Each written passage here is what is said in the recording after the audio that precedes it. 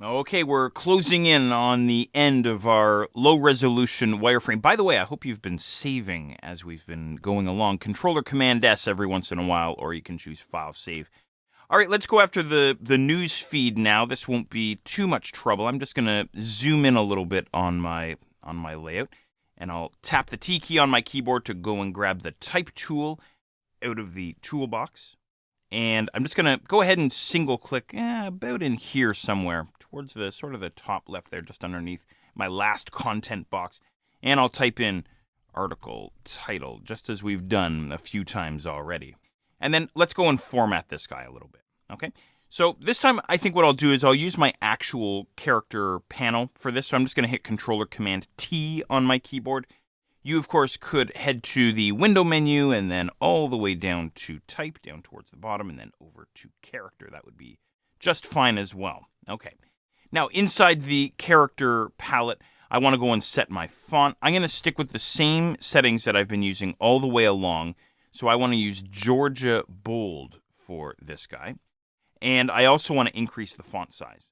Now, by the way, what you can do as far as the font size is concerned, again, I'm just trying to give you a couple of different ways to work here, and you can choose whichever method suits you, is oftentimes when I'm building a layout, I really don't care if the font size is 12 point or 17 and a half point or, 18 and a quarter point or whatever. I don't really care what the actual size is. I just want it to look good on screen. So usually what I do is I hold down Shift and I grab one of these corner handles and I start scaling the text, something like this, until it looks good, right? And I might hit Controller Command 1 on my keyboard. And what that does is that zooms me out to 100% so I can see how this would actually look inside a mobile browser. So if the text looks okay at that size, then I think we should be just fine, okay? So you can either do that, or you can actually grab the text and then go and size it properly as we've been doing all the way along. Okay, so I actually want to crank this up fairly large. I want to wind up with about 30 point, right? Because, again, I'm imagining someone viewing this on a handheld device. The text has got to be pretty big to make it easy in terms of readability. Anyway, there you go. Just a couple of neat ideas to think about. All right, so there's the article title. No big deal. We've done that a number of times already, so nothing new there. Let's go and grab our placeholder text, of course, the lorem ipsum text, which is waiting for us inside our work files folder, all the way down on my desktop. So into work files, and then I'm going to go and grab my lorem.txt. There he is.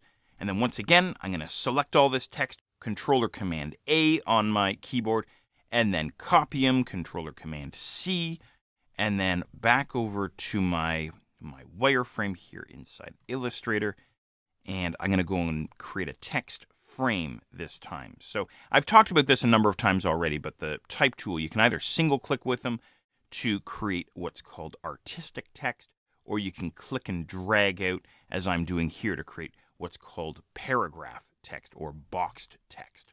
And then, of course, go ahead and paste in your content there to get the content appearing inside the text frame that you and I just created. All right, let's do some formatting on this guy. Go ahead and select all of your text in there, Controller Command A. Once again, I'm going to use the same settings that we've been using all the way along. So this time I'm going to use Verdana, and that's going to be regular. And this is a situation, by the way, where I wouldn't hold down Shift and scale when I have paragraph text, because we have a container here, we have a box here, so it gets a little bit more involved with that. So I'm going to drop this down to about 15, but again, I had hit Controller Command 1, so I'm seeing how this is looking at 100%, and I think that's okay in terms of readability. The other thing, too, of course, is people can zoom in on their handheld devices, zoom in on the layouts. That's something else to keep in mind. Okay, there we go. There's our first newsfeed item. We, of course, need 4 of these guys, right?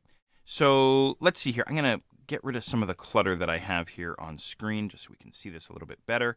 I'm going to click and drag to highlight both items, holding down Alt and dragging and throwing in Shift at the last minute to wind up with something like this. And then I'll hit Control or Command D twice to get my additional copies, and it looks like I have run out of artboard. So we know how to fix that, though. That's no big deal. So there we go. There's the news feed. Okay, really no big deal. So the finishing off here, the last thing that we'll do here is I'll have to extend my artboard, and then we'll throw on the footer across the bottom, and then we can move on from the wireframe phase to the design phase of our responsive design process.